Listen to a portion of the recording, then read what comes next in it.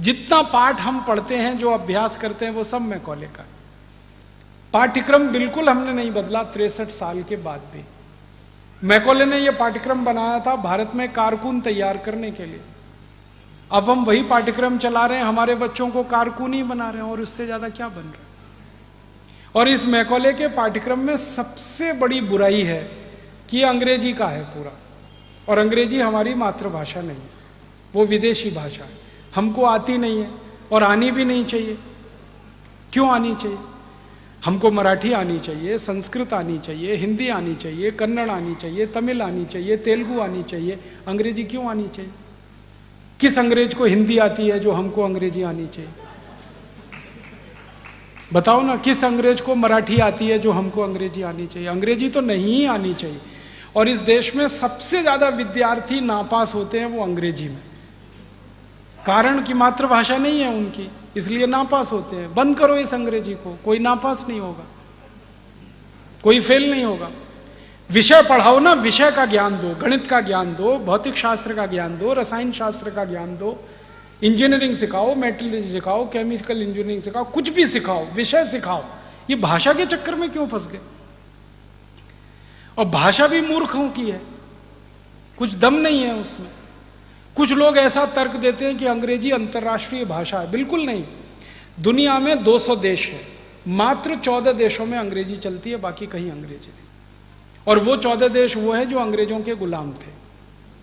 Australia, New Zealand, Canada, America, फिर Britain, फिर Scotland, फिर आयरलैंड, फिर भारत, फिर पाकिस्तान, फिर बांग्लादेश। इन्हीं देशों में अंग्रेजी है क्योंकि ये गुलाम थे अंग्रेजों के, बाकी कहीं नहीं है। फ्रांस में फ्रेंच है, जर्मनी में जर्मन है, रूस में रशियन है, जापान में जापानीज है, चीन में चाइनीज है, डेनमार्क में डेनिश है, नीदरलैंड में डच है। सब देशों की अपनी भाषाएं। कोई देश अंग्रेजी में काम नहीं करता, बात भी नहीं करता। और इन सब देशों के लोगों से जब मैं बात करता हूं, कहता हूं तुम अंग्रेजी क्यों नहीं सीखते? उन्होंने कहा क्यों सीखना, मूर्खों की भाषा है। और अंग्रेजी की मूर्खाई हमें समझ में आती है, फिर भी हम उसको चिपक के पकड़ के रखे। दुनिया में किसी भी भाषा में इतनी मूर्खता नहीं है जितनी अंग्रेजी में। PUT put, BUT boot, BUT but, PUT पट, सीयूटी कट है, बीयूटी बट है, तो पीयूटी पट होना चाहिए कि नहीं? और अगर पीयूटी पुट है तो बीयूटी बुट, सीयूटी कुट होना चाहिए। कुछ और छोरी नहीं है, इतनी मूर्खता की भाषा। अंग्रेजी की मूर्खाई क्या है? एक जगह CH होता है का, और एक जगह CH होता है चा। अंग्रेजी का एक शब्द है केमिस्ट्री, CHEMISTRY, केमिस्ट्री, ठीक है? तो चोपड़ा, CHOPARA, चोपड़ा, तो यहां कोपड़ा होना चाहिए।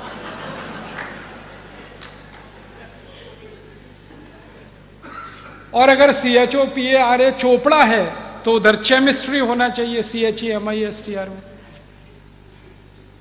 और जब भी अंग्रेजी के लोगों से बात करो ये क्या चक्कर है, वो कहते पता नहीं, अब है तो हम कर रहे हैं। मूर्खों की भाषा ऐसी होती है।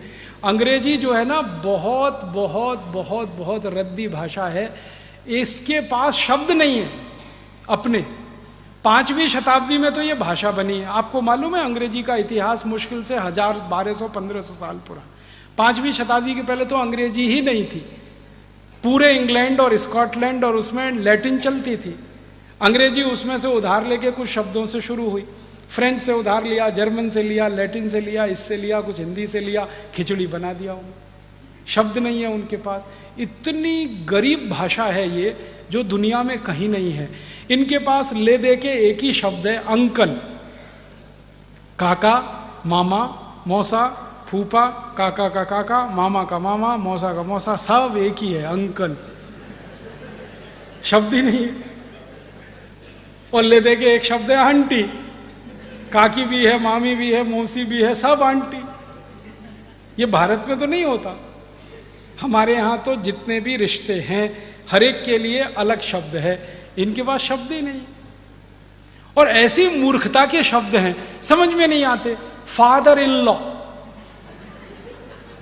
कौन सा? इधर वाला कौन सा father in? Mother in law कौन सी? इधर वाली की, इधर वाली। मूर्खताओं की भाषा। अच्छा, मैं अगर आपसे हिंदी में या मराठी में ये कहूं कि ये व्यक्ति किसी व्यक्ति का साला है, ठीक है, आप 1 मिनट में पता लगा लेंगे साला है या माने उसकी बहन का भाई है, ठीक है। अगर मैं कहूं कि ये उसका जीजा है, इमीडिएट में पता लगा लेंगे। अंग्रेजी में साला और जीजा दोनों के लिए एक ही शब्द है, ब्रदर इन लॉ। अब पता ही नहीं है कि वो साला है कि जीजा है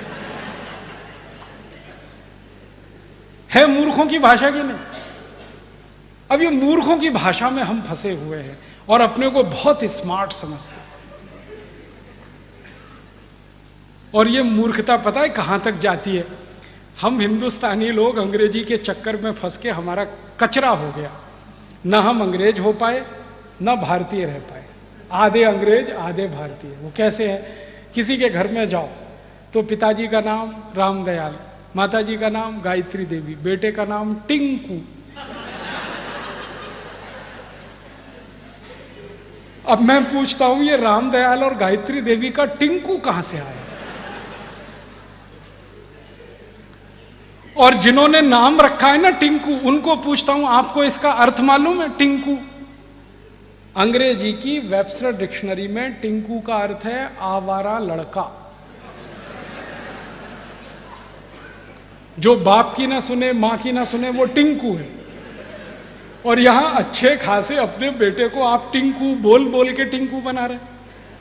क्या मूर्खता के नाम रखे, कैसे कैसे नाम रखते हैं, डब्लू, बबलू, पिंकू, टिंकू, बबली, डबली, ट्विंकल, डिंपल। क्या मूर्खता! कुछ नामों की कमी है अपने संस्कृत में, मराठी में, हिंदी में। क्यों आप ये फालतू अंग्रेजी नाम? और ऐसी मूर्खाई है इस देश में अंग्रेजी के नाम पे। कभी कभी कुछ घरों में मैं चला जाता हूँ भोजन आदि करने के लिए, क्योंकि मैं भोजन होटल में नहीं करता, ठहरता भी होटल में नहीं, किसी के घर में ठहरता हूँ, खाता भी घर में ही हूँ, तो अक्सर घरों में जाता रहता हूँ, तो वहाँ अंग्रेजी की मूर्खाई दिखाई देती है। अभी थोड़े दिन पहले मैं किसी के घर में गया दिल्ली, तो उनके एक छोटे से बेटे को माता पिता ने मेरे सामने लाके खड़ा कर दिया, ये हमारा बेटा है। मैंने कहा ठीक है, बहुत अच्छा, ये बहुत होशियार है। मैंने कहा अच्छा, ये बहुत अच्छी कविताएं सुनाता। मैंने कहा अच्छा, सुनवाओ जरा। तो उन्होंने कहा बेटे पोएम सुनाओ अंकल को। मैंने कहा मैं अंकल तो नहीं हूँ। कहने लगे फिर क्या है? मैंने कहा काका बना लो, मामा बना लो, कुछ बना लो, अंकल तो नहीं हूँ। जो सुविधा है बना लो, मामा बना लो, काका बना लो, कुछ कर लो। तो फिर बच्चे ने कविता सुनाना शुरू किया, rain rain go away come again another day little baby wants to play. मैंने बच्चे को पूछा तुमको अर्थ मालूम है इस कविता का? नहीं मालूम। क्यों सीखा? मम्मा ने सिखाया। मम्मा को पूछा आपको अर्थ मालूम है? नहीं मालूम। क्यों सिखाया? उसकी टीचर ने सिखाया। टीचर को फोन लगाया, आपको अर्थ मालूम है इस कविता का? नहीं मालूम। किसने सिखाया? हमारे टीचर ने सिखाया। अब मूर्खों के मूर्ख कविता सिखा रहे हैं, rain rain go away come again another day. फिर मैंने उस बच्चे को समझाया इस कविता का अर्थ है बारिश बारिश तुम चली जाओ, यहाँ मत आओ क्योंकि मुझे खेलना है। अब भारत के बच्चे ये कविताएं गाएं, बारिश बारिश तुम चली जाओ यहाँ मत आओ, और करोड़ों बच्चे ये कविताएं गाएं, भगवान ने सुन ली तो?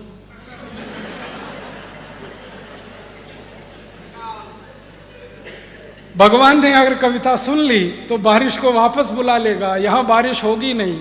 और 60% खेती बारिश पर इस देश में जिंदा रहती है।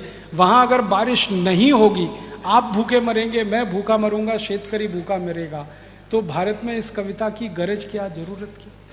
ऐसे मूर्ख लोग अंग्रेजी में कविताएं सिखाते। फिर उसकी आई ने, बच्चे की आई ने कहा फिर कौन सी कविता सिखाऊं? तो मैंने कहा कविता सिखाओ, ये रे पाऊसा तुला दे तो पैसा, पैसा झाला खोटा पाऊस आला मोठा। ये कविता सिखाओ, क्योंकि ये कविता भारत की आत्मा है। आत्मा क्यों है? जिस देश में 60% खेती पाउस आधारित है, उस देश में पाउस को बुलाने की ही कविता हो सकती है, भगाने की कैसे हो सकती है? तो हमारे बच्चों को तो यही सिखाना चाहिए, बारिश बारिश तुम जल्दी आओ, बार बार आओ, मैं तुमको पैसा देना चाहता हूं इसलिए आओ। ये भारत की कविता है। अंग्रेजों की कविता रेन रेन गो अवे। कविता भी जो होती है ना, वो अपनी जरूरत, अपनी संस्कृति, अपनी सभ्यता, अपनी परंपरा से निकलती है। अंग्रेजों की संस्कृति, अंग्रेजों की सभ्यता, उनकी परंपरा हमसे बिल्कुल अलग है। इंग्लैंड में बारिश कभी भी आती है, यूरोप में बारिश कभी भी आती है, वहाँ के बच्चे शाम को बाहर खेल नहीं सकते, कभी भी मौसम खराब हो जाता है, इसलिए वो कविता गाते हैं रेन रेन गो अवे। हमारे यहाँ तो बारिश साल में सिर्फ 3 महीने आती है और उसका दिन फिक्स है, इस दिन से लेकर इस दिन तक। तो हम कैसे गा सकते हैं रेन रेन गो अवे?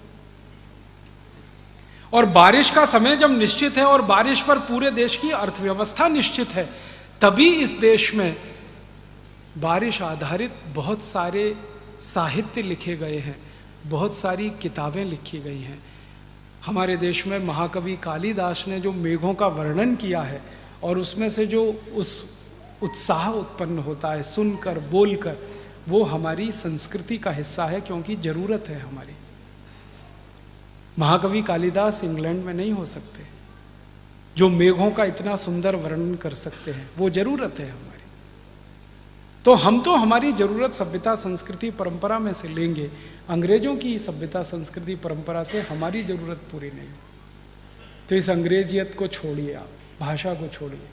अंग्रेजों को आपने छोड़ दिया, इस भाषा को क्यों पकड़ के रखा है? अपनी जिंदगी से निकालिए इसको।